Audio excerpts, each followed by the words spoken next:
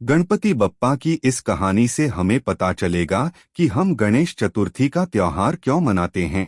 इस दिन गणेश जी की पूजा के पीछे का इतिहास हमें इस कथा से पता चला है। एक बार की बात है, सभी देवता बहुत ही मुश्किल में थे। सभी देवगण शिवजी के शरण में अपनी मुश्किलों के हल के लिए पहुंचे। उस समय भगवान शिवजी के साथ गणेश और कार्तिकेय भी वहीं बैठे थे। देवताओं की मुश्किल को देखकर शिवजी ने गणेश और कार्तिकेय से प्रश्न पूछा, तुम में से कौन देवताओं की मुश्किलों को हल करेगा और उनकी मदद करेगा।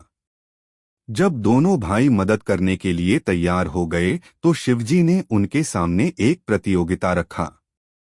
इस प्रतियोगिता के अनुसार दोनों भाइयों में जो भी सबसे पहले पृथ्वी की परिक्रमा करके लौटेगा वही देवताओं की मुश्किलों में मदद करेगा। जैसे ही शिवजी ने यह बात कही, कार्तिकेय अपनी सवारी मोर पर बैठकर पृथ्वी की परिक्रमा करने चले गए। परंतु गणेश जी वही अपनी जगह पर खड़े रहे और सोचने लगे कि वह मूषक की मदद से पूरे पृथ्वी का चक्कर कैसे लगा सकते हैं। उसी समय उनके मन में एक उपाय आया। वे अपने पिता शिवजी और माता पार्वती के पास गए और उनकी 7 बार परिक्रमा करके वापस अपनी जगह पर आकर खड़े हो गए। कुछ समय बाद कार्तिकेय पृथ्वी का पूरा चक्कर लगाकर वापस पहुंचे और स्वयं को विजेता कहने लगे।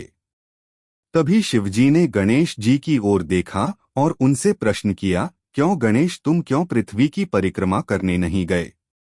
तभी गणेश जी ने उत्तर दिया, माता पिता में ही तो पूरा संसार बसा है। चाहे मैं पृथ्वी की परिक्रमा करूं या अपने माता पिता की, एक ही बात है।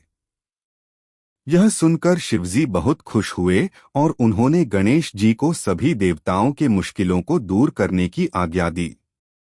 साथ ही शिवजी ने गणेश जी को यह भी आशीर्वाद दिया कि कृष्ण पक्ष के चतुर्थी में जो भी व्यक्ति तुम्हारी पूजा और व्रत करेगा उसके सभी दुख दूर होंगे और भौतिक सुखों की प्राप्ति होगी।